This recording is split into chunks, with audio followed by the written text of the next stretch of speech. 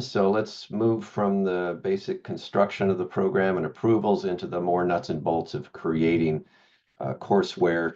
As a reminder, the California system is focusing on programs that lead to certificates or AA degrees, full AA degrees, including the general ed competencies. And the pressure, the incentive is to make them fully online, although in cases like Randy's, the automotive tech program is hybrid, having the assessment and the summative assessments that lead to competency face-to-face in front of a master teacher. But let's talk about this concept of online and the challenges there. Um, First of all, Buffy, let's start with the biggest question. Why is the Chancellor's office focusing on online CBE programs at this time? So a number of reasons, and a lot of it goes back to the most likely population that's going to be interested in this. Again, not exclusively, but more likely will be adult learners with kids, adult learners with jobs, taking care of aging parents, etc. Their lives are so complex. Trying to fit into regularly scheduled classes that meet in person or even that meet at a particular time over Zoom is pretty tricky for folks.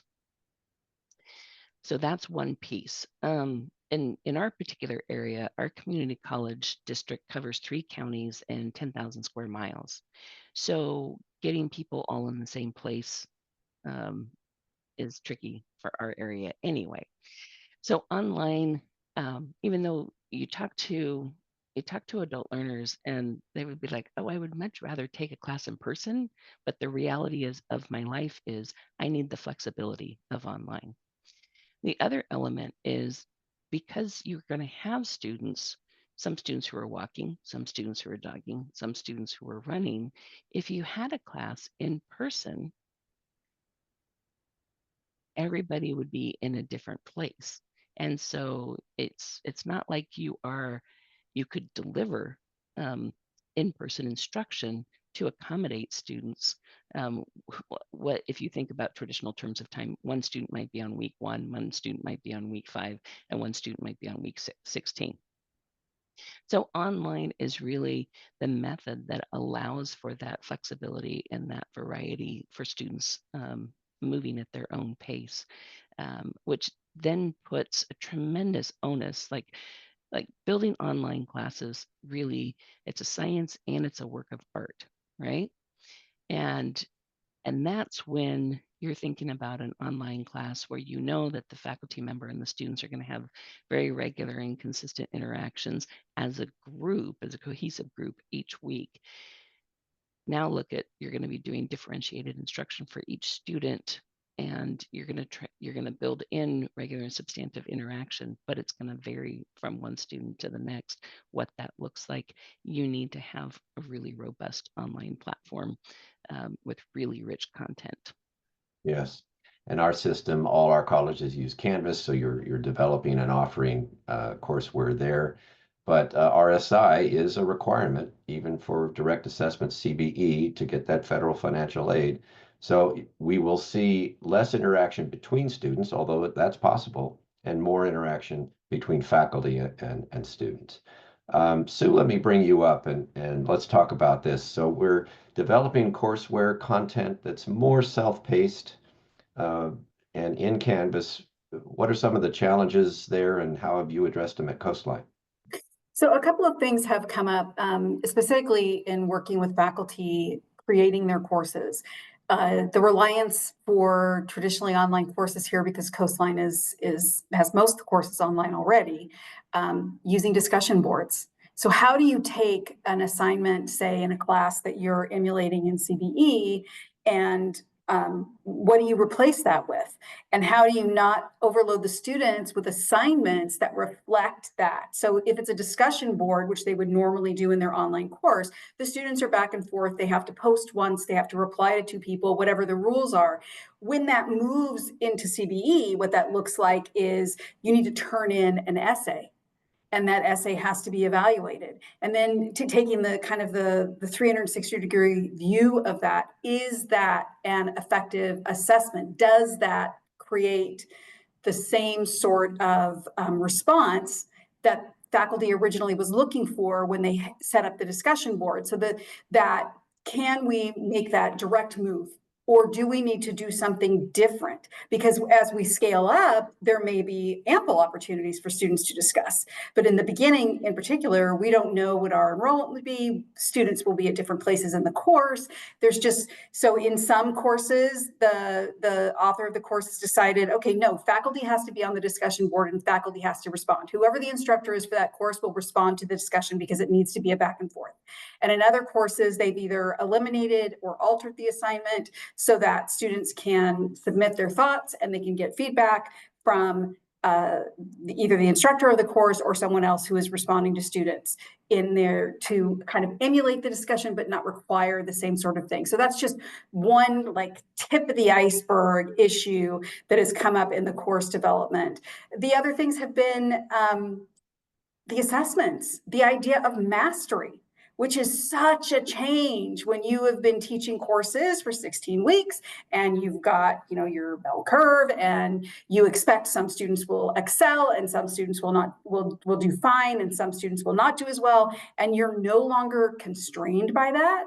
It's kind of like, for some faculty, it's like, wow, it's a brave new world. And for others, it's like, wait a minute, I don't know how to function in this place. And what does that actually mean? And how many assignments do I have to give them an opportunity to master that content? So those have been the growing pains that we've faced as we've developed the courses. And then again, how do we align them in Canvas?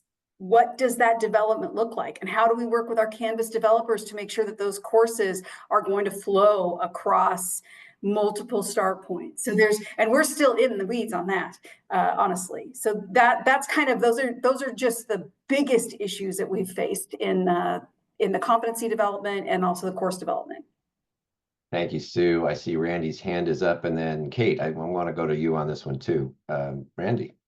Sure, thanks. I think this is an opportunity for me from our experience, to stress the importance of how faculty collaborate in the instructional design space for your CBE program.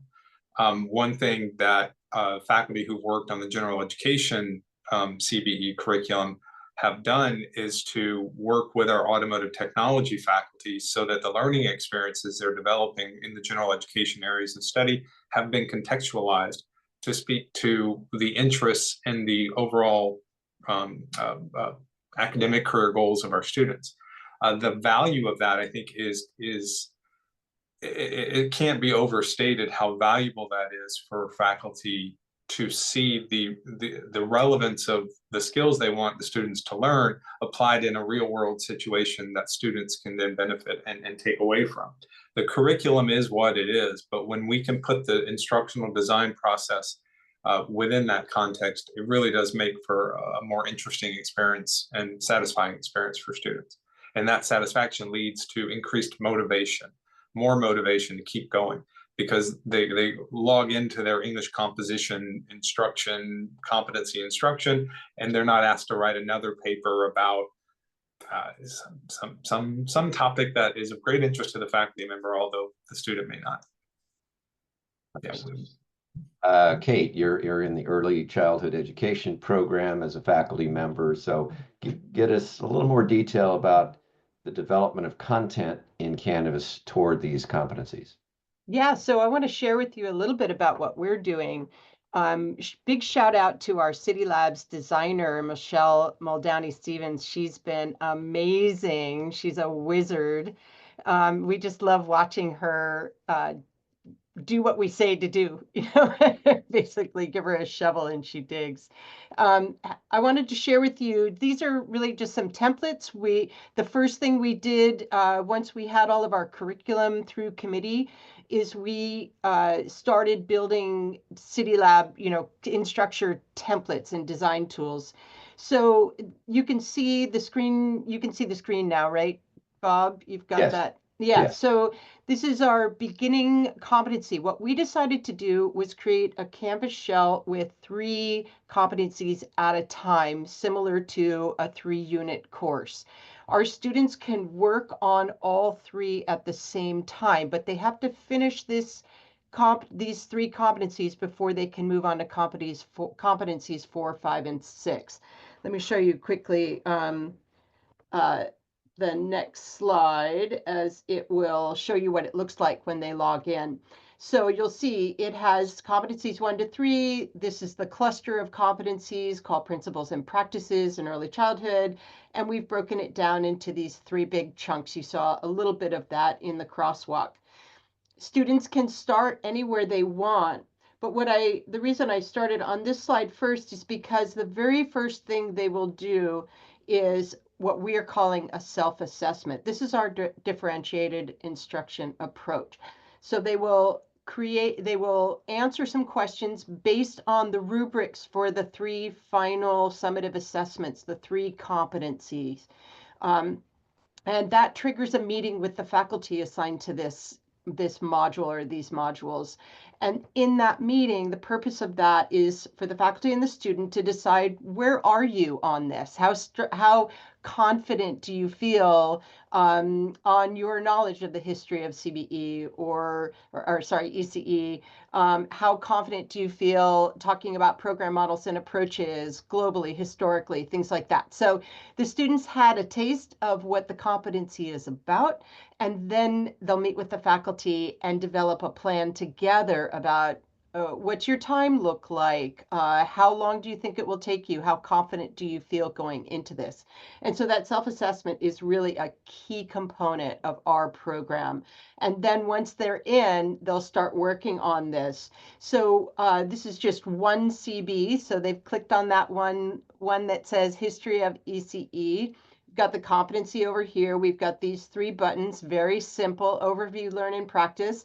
This overview is kind of a placeholder. Eventually that will be maybe an overview video from the faculty, and a little bit more about what this competency entails. And then we have the learn part, right? So this is the direct assessment. So what we've decided is that when a student comes in and says, you know, like I really don't, I know a little bit about the history, but I don't know anything about global approaches, right? So we would go over this content with them and help them decide what pieces of it they're going to do. And then if they were to click on this is all in process, you guys, but oh, it didn't come out. Sorry, I thought I had a slide that said practice. They click on practice and there's some activities for them to do there that they'll get formative feedback from the faculty on. And together, as a result of those activities, they'll eventually click on this 1 CB final assessment and they'll attempt that competency. In this case, it's a research project on global and historical approaches to early childhood that's going to incorporate a lot of theory and practice, and get them ready to be thinking about who they are as a teacher. The 3rd competency in this cluster is, who am I as a teacher and what do I base that on? So I hope that's helpful. I don't know what people really want to see, but that's sort of how we've approached it. Is we've tried to make it very student friendly. We've really adopted the differentiated instruction model where the student comes in knowing what will be required at the end, and then deciding for themselves where their knowledge and skills are Swiss cheese and what they need to do to fill that in. And that's all in direct relationship with the faculty. So it's almost more of a case management than what we think of as what a teacher does. And in terms of student to student interaction, we're playing around with ideas like having a conversation that would apply to the entire competency. So for example, a big theoretical argument is how much imagination and fantasy is appropriate in early childhood. Maria Montessori believed they didn't really need a lot of fantasy. Other programs like the Reggio Emilia approach really dig into the fantasy. So that could be a conversation that students could have really wherever they are in this competency, and it would be meaningful. Indeed. Asynchronous has a new meaning in the DA CBE world, doesn't it? I put a document in chat, the final CVC analysis. The California Virtual Campus was hired to comment and recommend technology strategies to assist in the development and delivery of CBE. And that is a document we created last June. And it does suggest strategies for use of Canvas. Now, I know some of you use D2L and Strut. There's other various LMSs that can do CBE. Our system used Canvas, and so we focused on how we use Canvas for CBE. The outcomes in Canvas become the competencies, typically tied to assessments, assignments that can be formative or summative. The summative lead directly to whether the student achieved or did not achieve the competency, and a rubric is attached to those assignments. So that's the basic structure, but there are some details in that document. Nikki, would you like to comment on content development for your program? So we use Canvas too. I will tell you, CBEN is fantastic. They helped work through getting our modules, but when we got the modules back, we had like 8 different modules, and we're like, okay, wait. And we talked with the teacher, that's not going to work. So I will tell you, if you're designing, even if you're working with CBEN, you have to do what's right for your program and what's right for your clients. And so for us, we went back and said, okay, we're going to take those. They're fantastic. We're not changing anything, but we need to reorganize. So we worked with our instructional designers on campus, talked with them and said, this is our student, this is our customer. Let's make it a more user-friendly. So whatever it is, really take the lead on making sure that that's meeting, the content's great, but is it meeting the way that your learner is going to get it? So that would be one of my advice on that situation. And Nikki, let me keep you up for the next question. Most of these are CTE programs we're talking about here, at least so far. So I assume that with the proper approvals, you can use all the usual funding mechanisms, Perkins grant, things like that. We were lucky because we were on an F3 grant to start the situation. So we were lucky and had that luxury to be able to kind of build from the very beginning. But as you know, grants are almost over, right? We're over in 2026, that grant. So then what, right? That's all of us. Grants over, what do we do? So we are looking for other sources. USDA has great grants. So we are looking for other choices in terms of grants to continue to make that work. So there are, besides strong workforce, besides things like CTIG, and then the one that we're on, there are some other ones like USDA, some industry grants that are out there. And we're really working close with UC Merced, doing a lot of partnerships with them on some grants that they're in, trying to bring that in and connect with UC Merced, because we do have the farm. UC Merced's using our farm to do some stuff along with the ag tech stuff. So we're looking at ingenuitive ways to continue to bring some fiscal help with that situation. Speaking of funding, Buffy, any difference at Shasta with that? So Shasta, our office operates out of our larger department Scale, the Shasta College Attainment and Innovation Lab for Equity, which is fully self-funded. So our department is self-funded because of our fantastic Associate Vice President, Dr. Kate Mahar, who's very good at finding funds. And Shasta College was lucky in that a few years ago when Governor Jerry Brown put out the Innovation Awards, Shasta College secured a couple of different innovation awards. So we invested those funds. So we have some funds that allow us some flexibility to work on competency-based education and credit for prior learning. And then we had the grant from the Chancellor's office for being part of the pilot program that we are also using in offsetting those innovation funds. It's strong workforce definitely is a source to tap into, particularly if you're going to be focused on CTE programs. We haven't at our campus, just because we do have the other funds of innovation. We haven't had to tap into strong workforce, but I can see definitely that being a source, and talking to different campuses about their credit for prior learning work. That's a place where a lot of folks tap into funds. So definitely be in touch with your economic workforce development side of the house. Right. Randy or Sue, any more comments about funding startup funds to get these things going?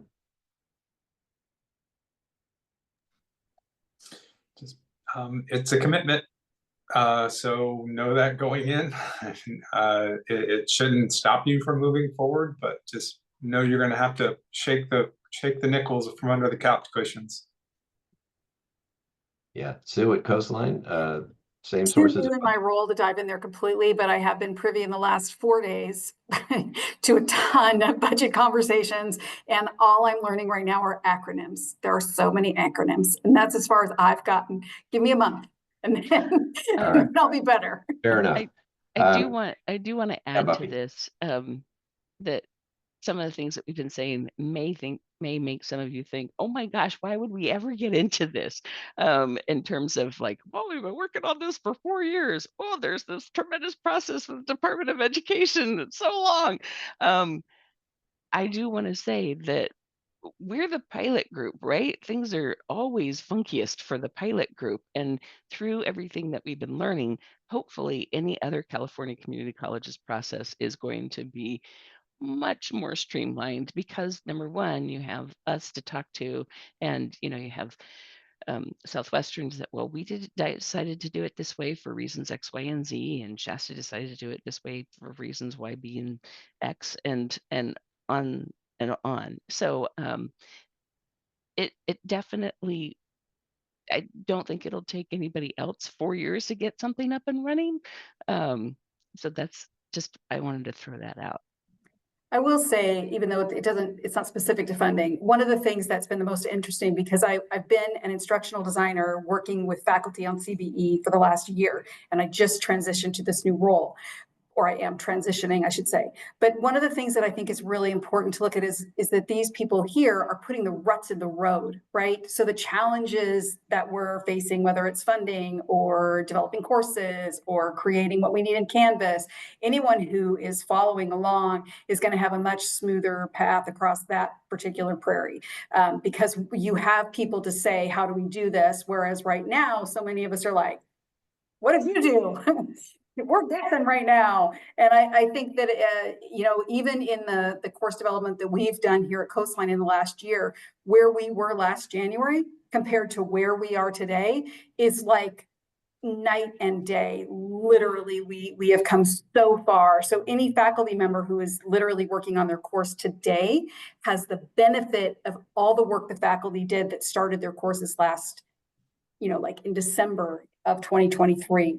So I think, if there's discouragement there, thinking, no way, we're going to do this, it's too deep of a pool and it's not clear, give us a few more months and we'll clear it up for you. It's getting clear at the top, right? And eventually it'll go all the way to the bottom. An organization that's been helping our California collaborative is the Jobs for the Future, JFF. And they are busy, as I mentioned, creating a guidebook capturing all the lessons learned, and with advice and guidance that will be published later this year. Randy. Yeah, and just to continue that line of thought, the colleges and the collaborative were tasked with creating an associate's degree as part of the conditions of the funding that we received. That creates, and it was tasked with creating a direct assessment associate degree, competency-based associate degree. So there are a lot of challenges inherent in that size project, the scale of that project, that a college that may want to begin with course-based competency-based education that it doesn't include or is only getting their feet wet in the direct assessment world, still using the Carnegie unit for a lot of the structure. All of that could make a much more easier transition into a skills-based curriculum, a competency-based curriculum. So that's another element that we weren't able to let that be our driving focus. We had a bigger scope on our plate, a bigger elephant to eat that won't be the same for every college. Understood. let me turn back to learner experience here. It occurred to me, some of you have heard this question from me before. In working the CTE space for competency-based education, there appears to me to be an opportunity to make use of internships, work-based learning, workplace observations as part of this DA CBE process in CTE. Buffy, let me start with you. Are you doing anything of that nature as part of your program? Yes, actually, it's required as part of the early childhood education curriculum, observation in an early childhood education setting, and I'm gonna ping pong right on over to Kate Ashby. Yes, we decided, at least for our pilot, because we do not offer our traditional certificate fully online. We have an anxiety about graduating someone and sending them into a classroom full of young children whom we've never met, or we've never seen them with young children. And so CBE posed the challenge of having to put that curriculum completely online. So what we decided to do, at least for our pilot, is we are requiring students to either already be working to come into CBE, or we will place them in a work experience education. And we've been running WE programs for a long time. So that's going to be embedded into our CBE pathway. And we know that by the end of the competencies and throughout, some of those summative assessments will require students to submit video of them working with children and demonstrating certain skills. And so we're Canvas has been really good about working with us about the tools we need to do that. And of course, we have a lab school here at Shasta College that's fully videotaped and audio taped. And so we've been working as part of this project for about 3 years now, pulling video examples off of that system so that we can share those with our online CBE students and our traditional students as well who are online. So yeah, we've also been working really closely with employers this whole time, asking them what they need, what they think. Is CBE right? We also have a mandate in California. 2/3 of our workforce has no formal education in early childhood. And the governor's master plan in early care and education, one of the 4 goals is to get CBE or some kind of mastery education so that we can help people who have been working with children for a long time really fill in those gaps and get to a credentialed state much faster than they might have to, or they might do if they were sitting in a classroom semester by semester, week by week. Does that answer the question? Yeah. Thank you very much, Kate. I'd like to point out maybe the obvious that when you put these programs out fully online, you're inviting students from all over the world, certainly all over the state, to matriculate. You can't prevent them from enrolling in our California community college system. So imagine having students all over from the northern to southern California. The question of providing this sort of work-based learning is quite a challenge because it's not face-to-face. One way we did it at Coastline, I was formerly the Dean of Distance Learning there and also oversaw the teacher prep program there, 2-year program to pass off to Cal State University system. And the department chair there, Dr. Sharon Chard-Uron, had an innovative program that had students in wherever their location was to do the footwork, to go to the local school that they knew and talk to the principal, talk to an instructor who might be willing to be a collaborator in their learning. And with no compensation shared, I was surprised at how many great teachers out in the field were willing to do this and work in a tripartite model to help the student learn and achieve the observation outcomes. That's one way to do internship or work-based learning at a distance. All right, Sue. Oh, sorry. Go ahead. Go ahead. I was hoping just to step in because this is kind of where we have done some think outside of the box things. One of them is because all 7 colleges have the classes are the same. And we built that so that if one of our students is, let's say, working in Merced now, but then in, June is in Selma, that they can pick up at any of those 7 colleges right where they left off. So that's one thing that's very unique about how we kind of put our CBE together. The other one is we have the industry, but we are also using our industry leaders as evaluators for some of the direct assessments.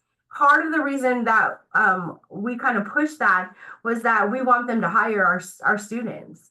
And so we've asked that they become part of the direct assessment situation so that they're actually seeing those kids passing those competencies that they wanted. The other one is a majority of our videos that are part of our modules are from our industry partners. So the manufacturing videos, all of those are coming from our actual industry partners. And then one of the last things we did as a group, when we finally had the final okay with all of our industry partners, are these the competencies? And one of the last questions I remember asking them was, so will you hire a student that finishes? And they said yes. And my reply was, okay, then will you send some of your employees through our program to prove that? And so a majority of our first cohorts going through now, and a lot of those students are coming from as employees from our industry partners, so that we can make sure that those actual competencies are working and that they're doing what the industry wanted. Yeah, and if anyone had a question about marketing and promotion, that's part of that. Employers could be a good source for the students, will then in turn get hired by the employer. Sue. I won't take a lot of time, but I wanted to explain one of the things that we're doing, because we do have students that are, say, military and outside of the country. How do you assess their ability as a public speaker? How do you assess their ability as in a real way, in a competency-based way, their ability to handle conflict resolution, which is part of our curriculum or part of one of the competencies. And so what we've done is we partnered with CBIN, who helped us find an organization called Mersion. And if you haven't heard of this, I'll drop the link to their website. But they use actors behind avatars to have, and the whole conversation is set up. The conflict the student has to resolve. So it's a controlled environment. The student is on video dealing with people behind avatars to provide an audience with a public speech, to actually handle a conflict in a meaningful situation, and then they get evaluated on how they manage that. And because there are actors that are working with the students who have a particular set of goals that to demonstrate that the student has accomplished that competency, they actually know if the student starts to go down this path, this is how we should respond. So the whole script is developed around that. So that's one of the ways, since we don't have in-class time, or even if what's reasonable for you is 3 o'clock in the morning, our time, we've got people who can support students who need to be online and completing that summative assessment at that time. Excellent. Thank you. Remote Jarek. tool to use. Thank you, Sue. A couple of folks have asked about enrollment, and I see Jarek asked about the related to tuition fees. So Randy, let me bring you up. Do students pay a different fee for these CBE programs? And is there still the out-of-state, in-state fees going on? From what I understand, what the Chancellor's office has determined is that student fee structure will be the same for the CBE programs as they are for traditional credit-based students. And we can accomplish that through that competency to credit crosswalk. So if a student is declaring to attempt competencies equal to 3 units of credit, then they would pay the fees associated with the 3-unit class, the same fee. For subscription programs, that's a little different because the subscription that you charge a student at the beginning of the term will be based on what they declare as their status, whether it's a half-time status, which we define as 6 units, a full-time status, we define it as 12. I think the department allows for 3/4 status. Maybe other colleges may be utilizing that. So we would charge the student that fee. And then the out-of-state, in-state tuition rules still apply for that. But that's my understanding of where we're going to go with fees. Okay. Buffy, I'll turn to you. And also, could you tell us more about apportionment and FTES funding based on the enrollment? Sure. So at Shasta College, we did elect to keep with our standard terms. And the way that we're actually going to have students enroll is we will have them actually enroll in the traditional credit equivalent, but it will be a particular section of the traditional credit equivalent that will then flag the Canvas shell, the competency-based education Canvas shell for those related competencies to appear in Canvas. How that works is magic, and we're still working on exactly how that will happen. We'll figure it out. So for our students, they're registering for a 3-unit course. They will pay $46 per unit, and they will pay their health center fee and their campus fee. So it won't look any different. Then federal financial aid for Pell Grants anyway now awards financial aid based on enrollment intensity. So if you enroll in 1 unit, you get X percentage of your Pell Grant. If you enroll in 2 units, X percentage, 3 units, so on all the way up to 12 units. It used to be very clean and defined: full-time, 3/4 time, half time, 1/4 time, and now it's actually on that gradation of whole unit. So so there's that. And then the apportionment. So this is something else that, you're welcome for the hard work on apportionment, because that was those were a lot of fun discussions for a lot of time. I think that it took about 1.5 years, and I think it took about 6 years off my life. So, but what it boiled down to now is apportionment will also be based on our traditional credit.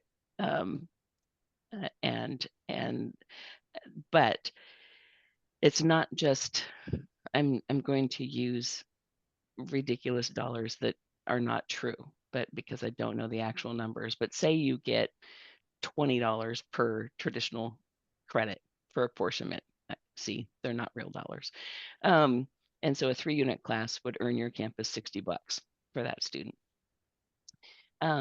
With competency-based education, there's the recognition that this is a bit more labor-intensive process, both from a teaching standpoint, we think, maybe, perhaps. We haven't tried it yet, so we don't know exactly, but also from a staffing perspective. And so there actually will be an apportionment bump for units that are earned through credit for through competency-based education. And again, I don't have that right in front of me, so I can't remember what the actual bump is for CBE apportionment, but we will, instead of $20, it'll be $25 per unit. Again, not real numbers, but that's the basic idea. Anybody else want to flesh that out anymore? I could like to add a few things. Sorry, Bob. The number that we've been told is the traditional FTS credit amount plus 70%, 70, for completions, for FTS completions. Now that number, of course, when we see the check come in, we'll know exactly how much we're going to get, and we know how, at least from California, the funding and the apportionment model works in arrears. We teach, we wait, we get paid for who we taught. But it is focused on student FTS completion, as opposed to the traditional census date nose count that we do now. So when you're designing the program, things like census dates are going to carry different significance, and they're going to be used differently in the programs you design. And related to the subscription approach that we're going to try at Southwestern, that is also a part of the program design and how we put the competencies into our student information system. We've ultimately decided to treat each competency as we would a course in our student information system, not for the sake, not because we're a course-based CBE, direct assessment CBE program, But because that allows us to track student completion of individual competencies, it allows us to equate those competencies to credit courses, which would then allow us to report student progress in credit units for the purposes of apportionment. That's the dream. That's the blueprint on paper. Now, can we make colleague do what we want colleague to do? That's the next step.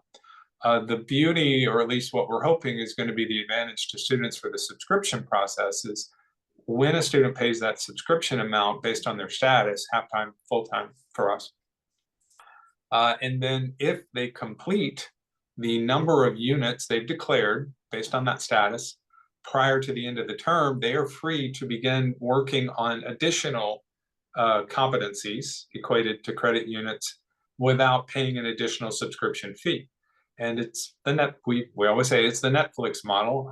I get 5 DVDs at the beginning of the month. If I watch all 5 by middle of the month, I can get 5 more. Or maybe I take all month and I only watch 3 of those DVDs. I'll still be able to keep those DVDs and keep them into the next month. And I'll pay my subscription to keep going. I guess the Netflix doesn't always work. The analogy doesn't work perfectly, but that's the idea with the subscription that we hope will benefit students. It'll help hopefully reduce the amount of money they have to pay for their learning, for their education. And it would incentivize them also to keep that motivation going, to keep focused on the learning, to reach out for help when they need it, because the longer they take, the more money it's going to cost them in the long run. Understood. And completion being the key word, as Buffy put in chat. Let me go to Kate and ask about the student experience and faculty engagement with them. How do you monitor student progress in a self-paced model? And then what sort of interventions can you set up to nudge when necessary? Yeah, so Canvas is helping us a lot with this, and it's all being pulled together now. That self-assessment when a student comes into a cluster of 3 competencies is really central to our student experience. And then whatever formative assessments those students choose to do, that's an opportunity for faculty to weigh in on where they are. We originally thought the self-assessment may be per competency, but if we want to scale this up, that seemed daunting. Being able to meet for 24 competencies, you would meet with that student just for the self-assessment 24 times. We also want to have when they finish that cluster of 3 competencies before they move on to the next one, kind of an exit connection with them. When it comes to keeping them on track, some of that will fall on the faculty. What I envision doing with my students is saying, how long do you think this will take you? And actually putting a due date into Canvas or a suggested due date into Canvas, because I want them to see that to-do list when they come into Canvas, that, oh, this is due.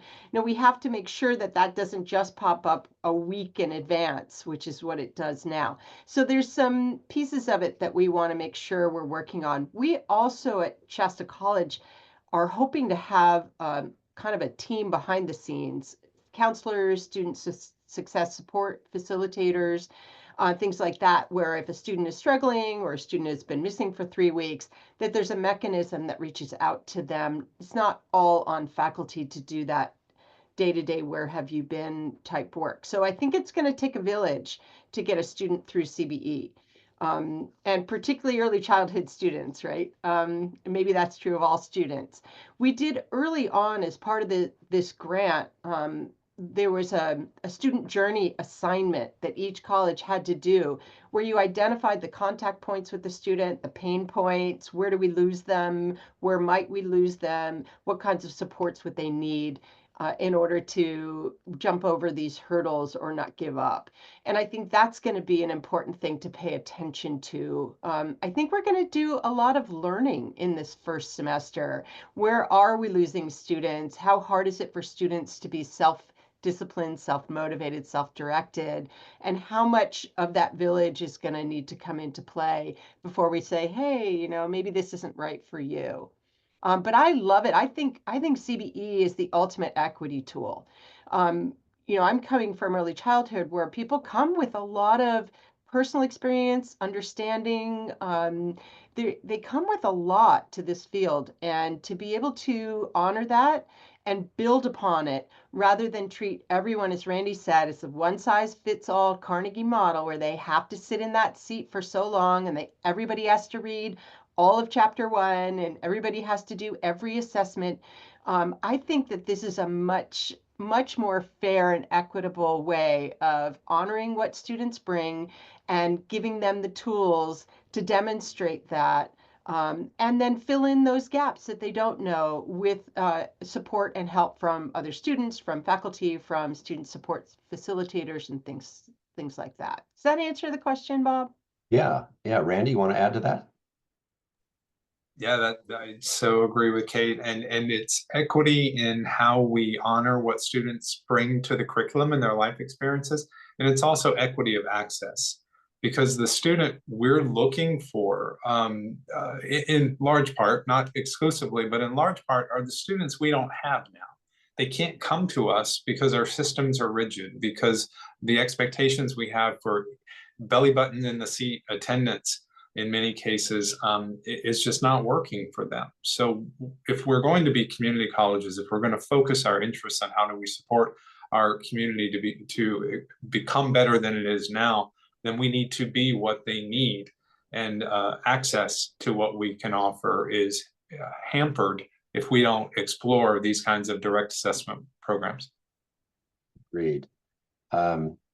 What Kate referred to, this village, includes the Student Services Department. And Sue, I'm going to bring you up because, among other things, Coastline has been known as the premier online college. So for years, they've learned how to provide a full smorgasbord of student services online. Is that essentially what you'll do for these CBE students, or is there anything in addition to that? Yeah, I think our biggest challenge right now is figuring out how we're going to scale up the classified staff to support, because our first line of defense will be first line of defense in an actual course will be the faculty member who's teaching the course. The second line of defense is going to be our classified staff, and they will probably be tasked with following up with students who have dropped off. They track that now.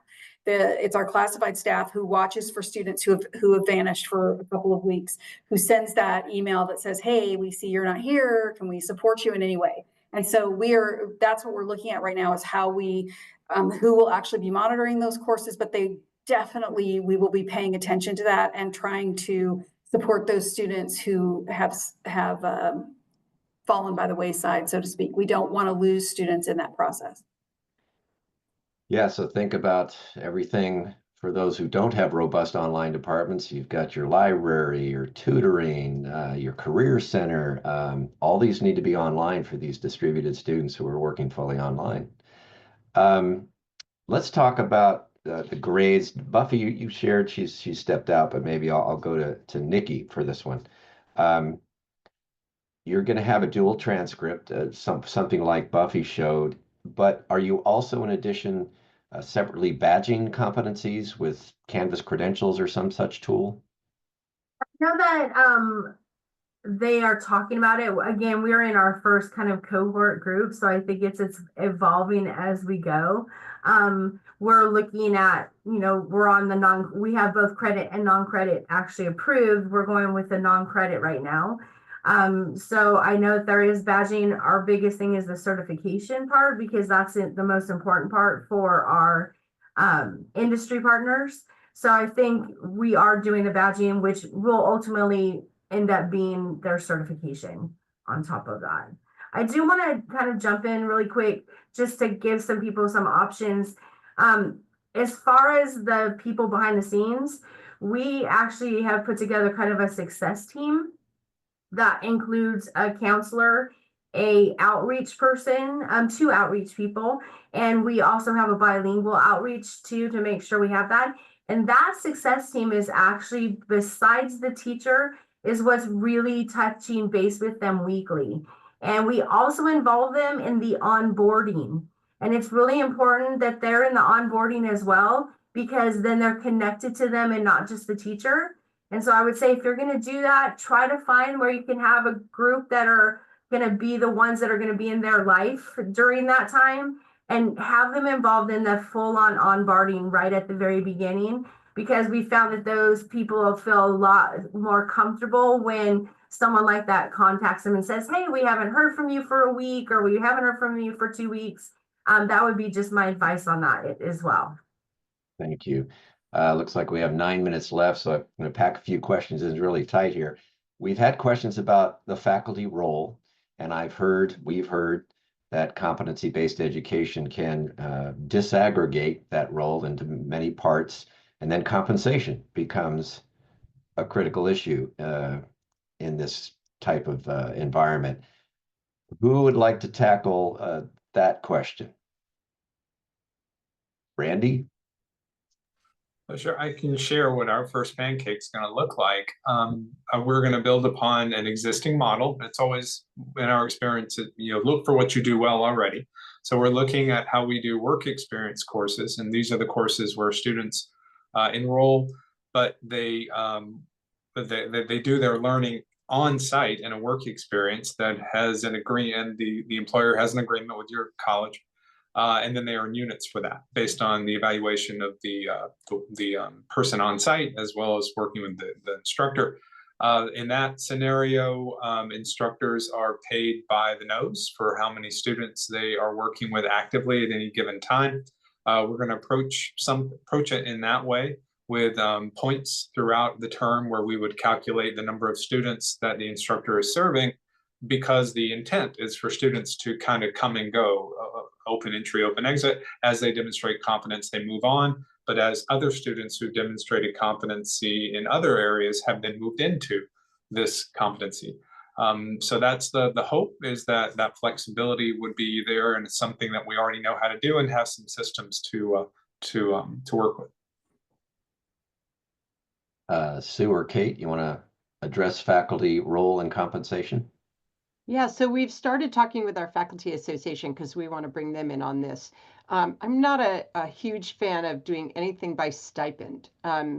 So what we've been doing to build this program is we've done reassigned time for the faculty working on building the curriculum. We're going to continue doing that through the pilot. Post-pilot, what I would like to see happen is a model that Ryan from Wisconsin, who now works at CBEN, has told us about. And that's the faculty, it really is contracted the same way they would be for a regular class. That's up to or above a certain amount of students. So let's say, for the sake of argument, between 20 and 35 students, you would get paid the same way you would for a regular class. In times when those numbers dip, or maybe we average it over the semester or even over the year, there's an assumption that when your numbers are low, you're working on building new curriculum and new courses in CBE. So there's always something to do in CBE. Ultimately, those final assessments, what a lot of programs do is they have some faculty working with students, some faculty working on building new courses, new curriculum, revising curriculum, and some faculty whose job is just to do those final assessments. So that if I'm working directly with a student, getting them ready for that final assessment, I'm not the one who scores it. Someone else scores it. That's best practice. So there's lots of different ways to do it. I was hoping, if we get to a place where we're not just doing 5 entry points per year, that a faculty can say, yeah, I'm going to contract for 170 days, but I get to choose what days those are, because now I'm in CBE and students are coming in and out regularly. So there's some real possibilities there. Lots of faculty are very nervous about the way that's going to go, and I think we have to be vigilant about it and intentional about what we want. Yeah, it's new and we want to compensate fairly. Randy, I'm going to take you, and also we need to address the issue of transferability. Can students take these units and transfer to a 4-year college, or is it a terminal degree they take to an employer? Thanks, Bob. I'd be happy to say something about that as well, but I was just going to mention one thing. The one thing I've learned is don't make anybody do this. Don't tell faculty you're going to do it. Work with the willing, identify the champions, work with people who see the value, and you'll go a lot farther very much more quickly. Regarding the transferability, would you like me to say something about that? Yeah, and you're working in the GE space as well, which I would assume would be a challenge. Sure. And again, as you've mentioned, as others have mentioned, most of our programs are career technical education programs, but not all. There are several programs that are intended to facilitate student transfer. In California, we have the associate degree for transfer, which is a specific degree intended to help a student move from a community college to a CSU. So the CBE curriculum is the curriculum that the student will use to transfer. And this is where that conversation of curriculum-based modality matters, I think, because when you're talking about the curriculum, you have designed curriculum in similar ways that we design curriculum now. It's intended to help students prepare to move up to whatever their next level is. And in the general education, the transferability of that is going to depend on the standards that have been established by the institution that students want to enter. So locally at Southwestern, and then in addition with a statewide project that the Chancellor's office and the statewide academic senate for California's community colleges, we're doing work there to look at all of those standards across the systems and determine how to define a general education competency, competencies at the associate degree level, knowing full well that they need to be contextual, they need to be placed within that system of associate to baccalaureate level. So we're looking at things like the degree qualifications profile to give us some framework to build that, to build around that. There are a lot more things to talk about in terms of certification for general education for students who want to transfer, but I know our time is short, so we'll stop there. Yeah, Buffy, we have 2 minutes. So what would you like to add? So I would just add about transferability, that in addition to working with our California State University partners, so one advantage of Title V competency-based education legislation, we do not have to notate the traditional transcript that units were earned through CBE like we do with credit for prior learning. So that's an advantage. But we will continue to work with our CSU and UC partners on transferability. But I will just say that we are also looking to nonprofit, private partners, universities where students can readily have their experiences validated and accepted. Thank you, Buffy. Thank you all, the CBE Collaborative. You are rock stars. Appreciate you being here and allowing me to moderate. Jarek, I have to go to a 12 noon meeting, but I want to hand it back to you to say goodbyes. Thank you all. Thanks, Bob.